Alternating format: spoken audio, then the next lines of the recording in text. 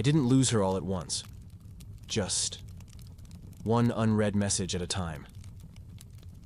This is a story about the friendship that motherhood quietly erased.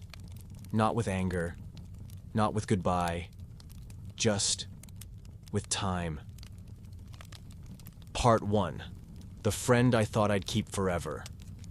I didn't lose her all at once. Just one unread message at a time. Her name used to pop up on my phone before I even opened my eyes. She'd send memes at 6 a.m., knowing I was always the early bird. I'd reply with something ridiculous, and we'd spiral into jokes until noon. We had inside codes for everything, names for our moods, for the people we disliked, for the streets we'd always walk down but never remembered their real names. She was my mirror, my soft landing, the person who never judged, even when I was at my most unlikable. And then I got pregnant. She was thrilled. Of course. She cried when I told her. We both did. We spent hours on Pinterest picking nursery colors and laughing at baby names that sounded like salad dressings. She offered to be my decoy doula, someone who'd sneak me cookies when I wasn't allowed to eat sugar in my 3rd trimester. And for a while, nothing changed. She was still her. I was still me, just a bit more tired, a bit more swollen. But then the baby came, and so did the silence. I didn't notice the shift at first. It was small. A message I forgot to answer. A call I meant to return. I'd read her texts at 3 a.m. while I sat on the edge of the bed, holding a newborn who wouldn't sleep unless he was on my chest. I'd whisper, "I'll text her back in the morning." But by morning, I'd be elbow deep in bottles and laundry and trying to remember if I'd brushed my teeth, or if I'd eaten, or if it was Monday. She sent me photos of her weekend hikes. I clicked like. She asked if I wanted to catch up over coffee. I sent a heart emoji and said, "Soon." Soon became next week. Next week became after the sleep regression. After that became when I'm back to myself. But I never really came back. Not the version she knew. Anyway. I remember the day I realized I hadn't heard her voice in months. I was folding a pile of onesies. The same onesies I swore I'd never let pile up. And a Spotify song played that she once put on every road trip. I paused. And in that pause, I missed her. Not in the way you miss a place, but in the way you miss a version of yourself that only existed when someone else was watching. She was the last witness to the girl I used to be. And without her, that girl was fading too. I tried to write her, opened the chat box more times than I could count, typed and erased things like, "Miss you," "Sorry I disappeared," "I'm drowning a little and don't know how to say it." But what do you even say when the silence itself has become the language between you and in some twisted way? I convinced myself I was being kind by not reaching out. She had her life freedom. Friday nights. And an apartment with no baby gates. She didn't need my tired apologies. She didn't need to carry my exhaustion. Still, on bad nights, I imagined her texting, "Let's walk like we used to. No need to talk. Just be." But the message never came. Because maybe she was waiting for me, too. And maybe we were both too proud, or too wounded, or too tired to try. Or maybe motherhood had simply rewritten the map of my world, and her street just didn't exist on it anymore. There's this photo of us, taken 2 weeks before I gave birth. We're on the couch, barefoot, messy buns, popcorn on the floor, and we're laughing so hard she's falling into me. I keep it tucked in a drawer now.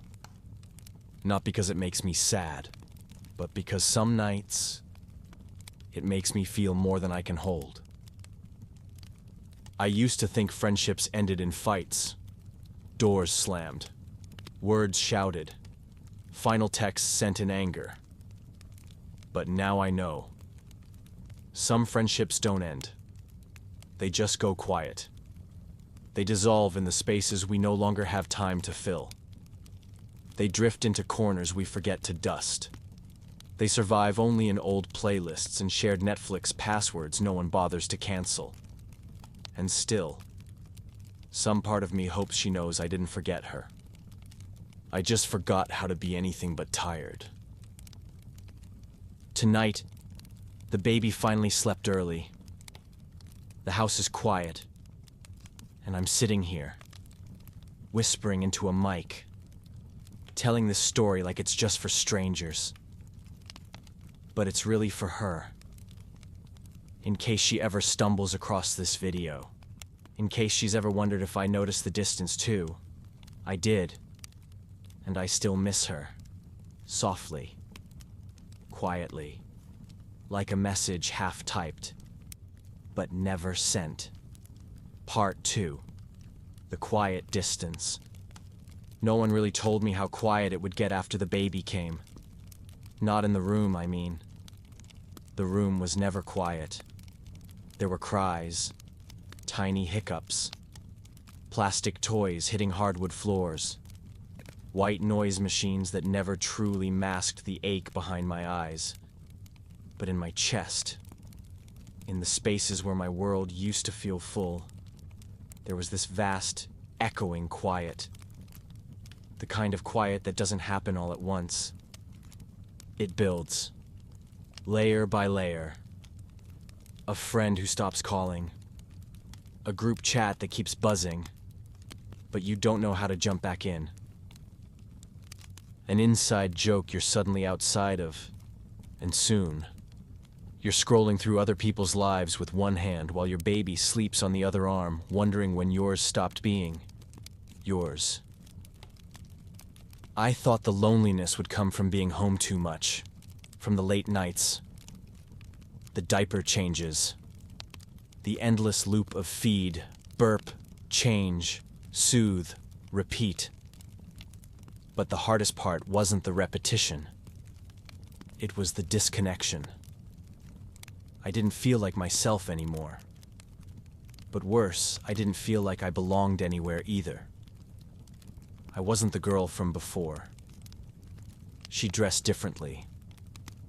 She texted back. She stayed out late for just one drink that always turned into 3. And yet, I wasn't fully this new version either. The mom everyone expected me to be. The one who knew what every cry meant. Who could laugh about the mess. Who found joy in sticky hands and Tua lullabies. No. I was floating in the in-between. A strange purgatory where my reflection didn't feel like a friend. There were days I didn't speak to another adult. Entire sunrises to sunsets where my voice only said things like, "Do you need a diaper? Let's find your sock. It's okay. Baby. I'm here." And I meant every word. But still, a part of me was starving for a different kind of conversation. One that didn't revolve around nap schedules or how long it had been since I showered. Sometimes, my phone would ring, and I'd watch it light up.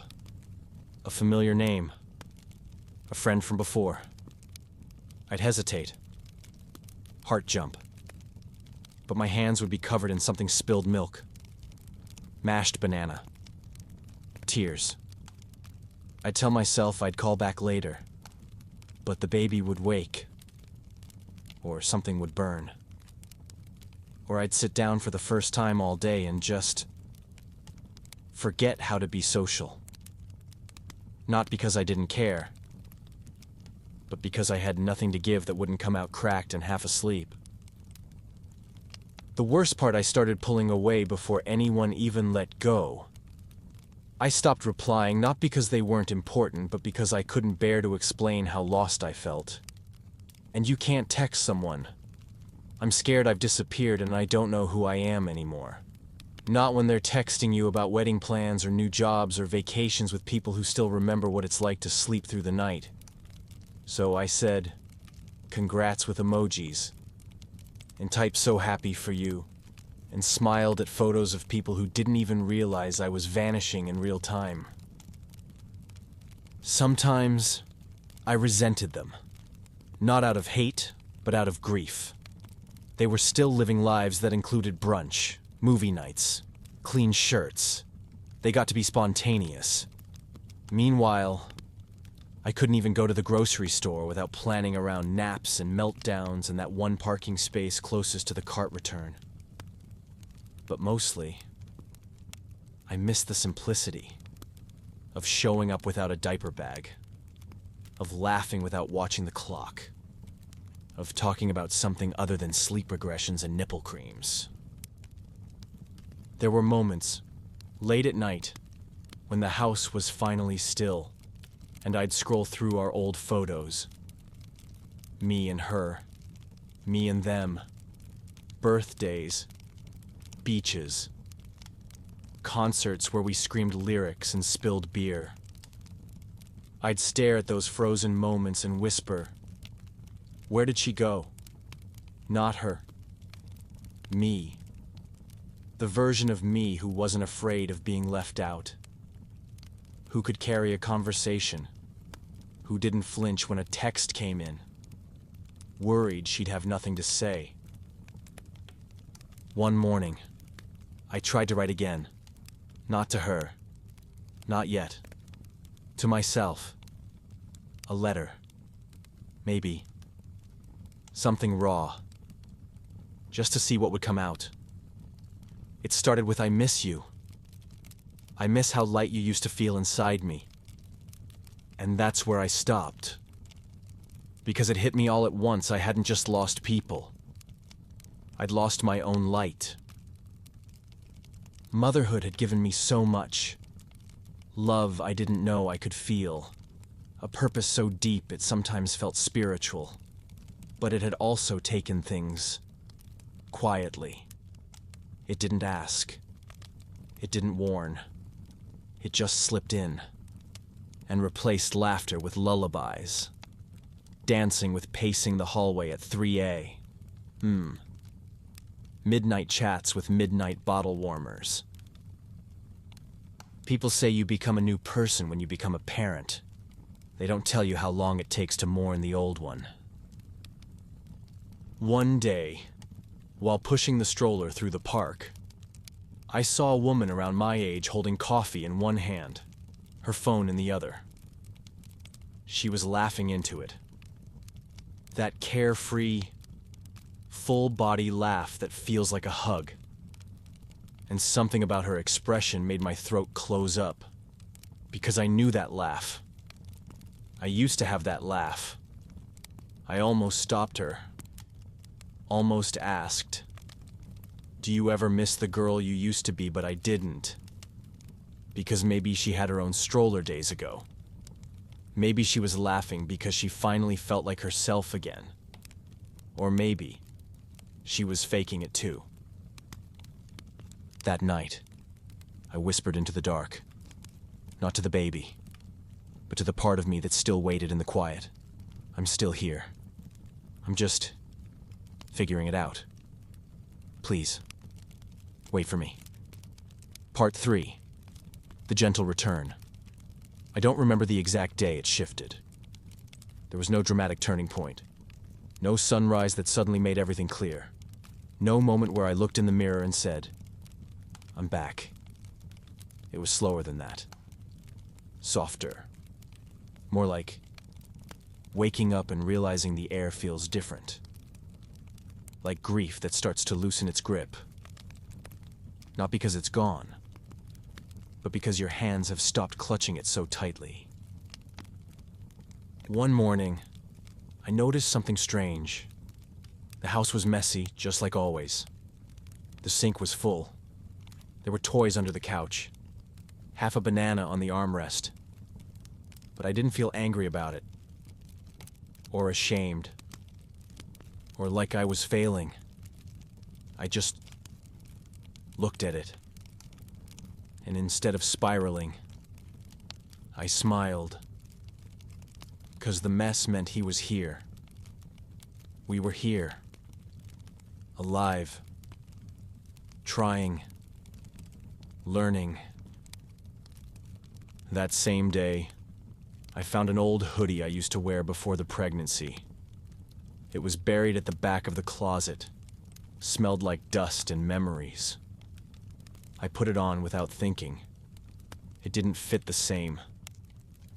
My shoulders were wider now. My chest stretched from months of holding and nursing and comforting. But when I looked down at the sleeves and remembered the girl who used to pull them over her hands when she felt small, I whispered, "You're still in here, aren't you?" And I felt her not fully, not clearly, but like a hum under my skin. I didn't try to go back to my old life. That version of me. She lived in a time and body and rhythm that no longer fit. But I started reclaiming small pieces, little rituals. 5 minutes alone with coffee before the baby woke up. A playlist that wasn't lullabies. A message sent, even if I didn't have energy to chat. Tiny things. Not to prove I could be her again, but to remind myself that I wasn't gone just layered beneath everything I'd become. One night, after he'd fallen asleep on my chest, I didn't rush to lay him down. I just stayed, letting his breath rise and fall like waves on my collarbone. And I realized something he had no idea who I used to be. No memory of the version of me I missed.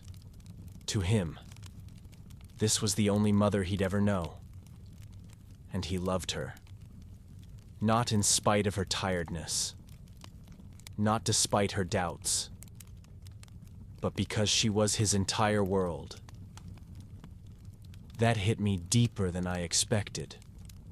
Because I had been mourning a version of myself that no longer existed without realizing I was becoming someone new. Someone wiser, stronger, quieter, but more anchored than ever.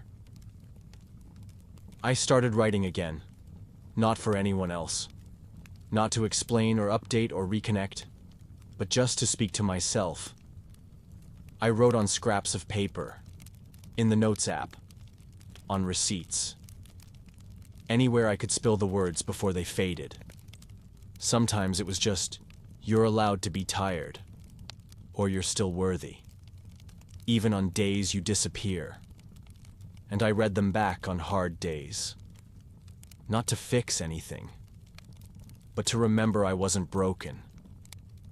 Just unfolding. I even reached out to a friend. Not the old one. Not yet. But someone newer. A mom I met at the park, who looked just as lost as I felt. I messaged, "Hey, want to grab coffee with strollers and cry a little?" She replied in 3 seconds. "God, yes, please." It was a shaky start. We forgot words. Fumbled stories. Tried not to compare babies. But we laughed.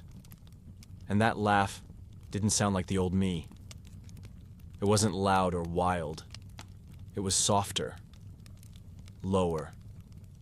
But real. Like something rebuilding itself quietly. From the ground up.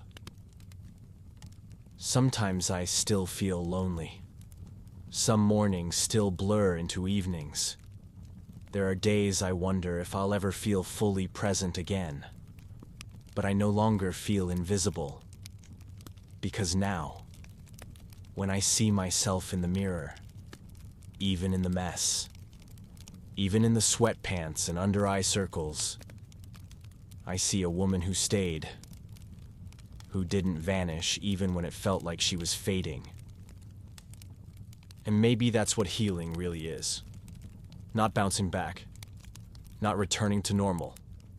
Not snapping into who you were before. But gently choosing yourself again. In pieces.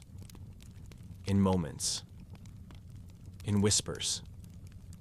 Until one day, you wake up and realize you never truly left. You were just learning to carry more than one version of you at the same time. Tonight, as I sit here again in the quiet, with the baby finally asleep, and the dishes still waiting, and the laundry whispering my name, I close my eyes, and instead of mourning who I was, I thank her for surviving, for waiting, for returning gently, quietly, when I was finally ready to welcome her home. Part 4. The apology I never sent. I never sent it.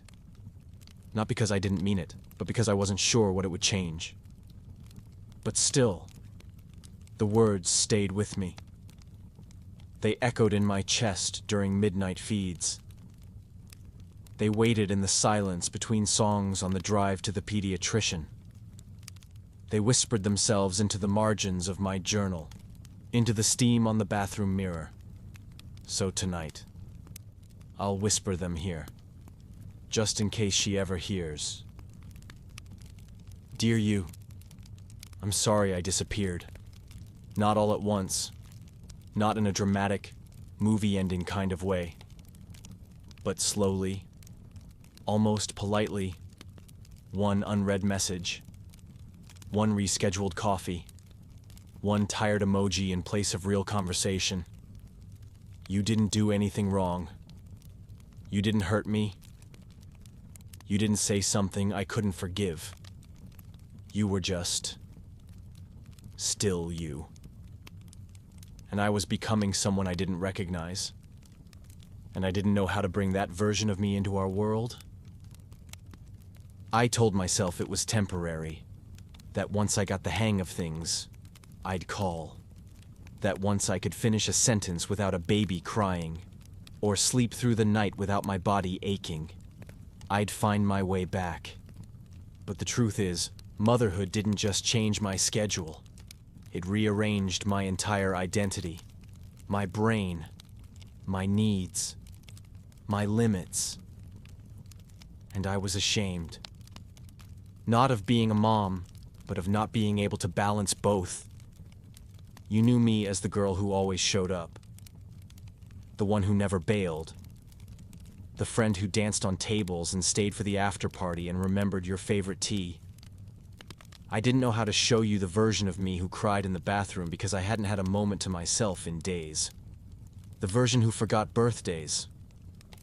Who left texts unread not out of apathy, but because she couldn't remember where the day ended and the next one began. I kept waiting to be better, to be whole enough to return. But time moved on, and so did we. And the longer I stayed away, the heavier the silence became. I wanted to say something before the gap became a goodbye. But then, it did. Quietly. No doors slammed. No closure. Just distance. But here's what I never told you: I missed you. So many times, in so many quiet, ordinary ways. When I passed our old cafe. When I heard that dumb song we used to sing off key in the car.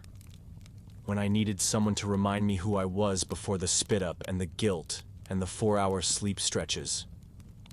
You were the last person who saw me before.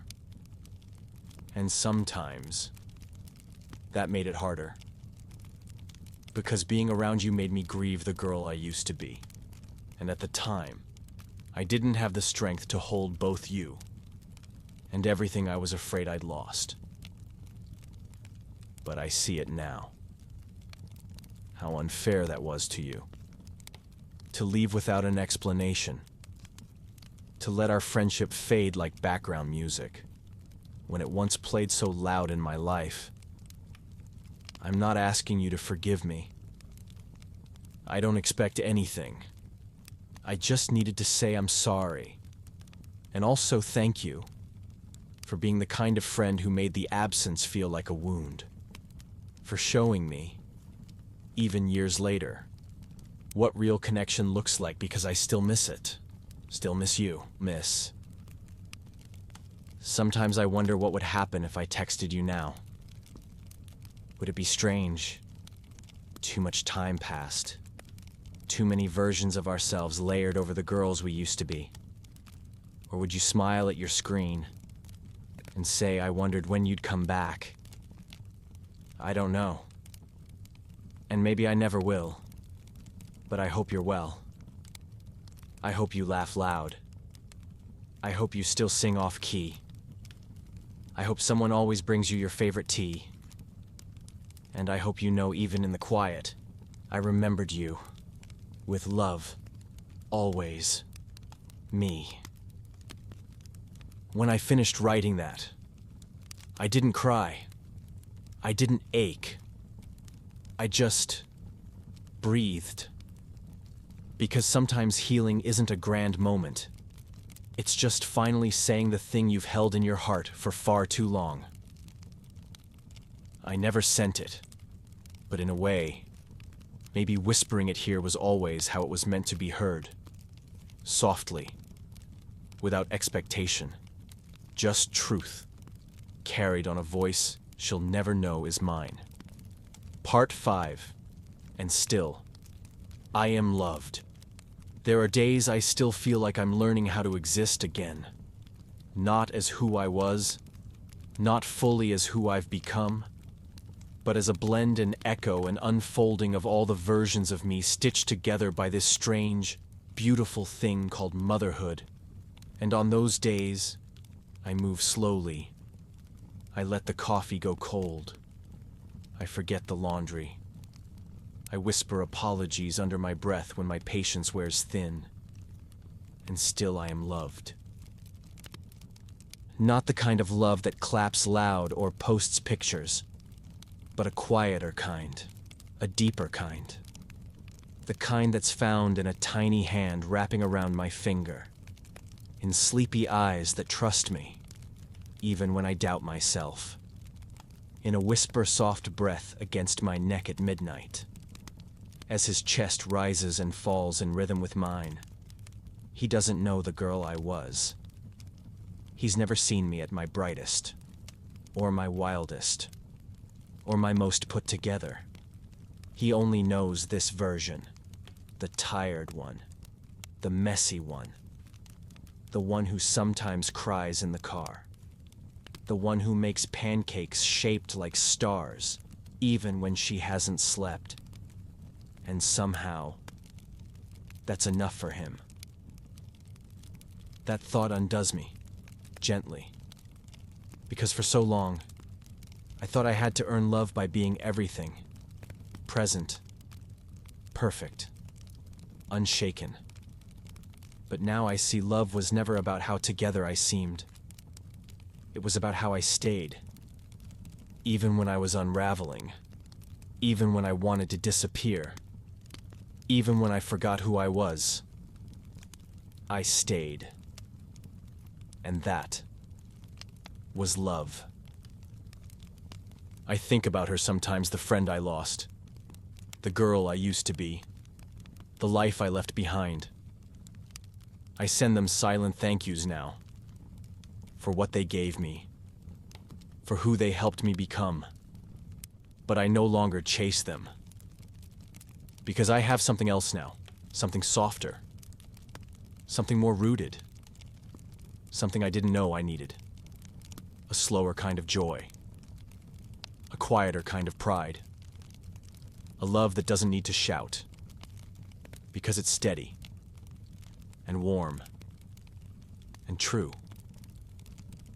Tonight, the baby stirred in his sleep. Just once. A little whimper.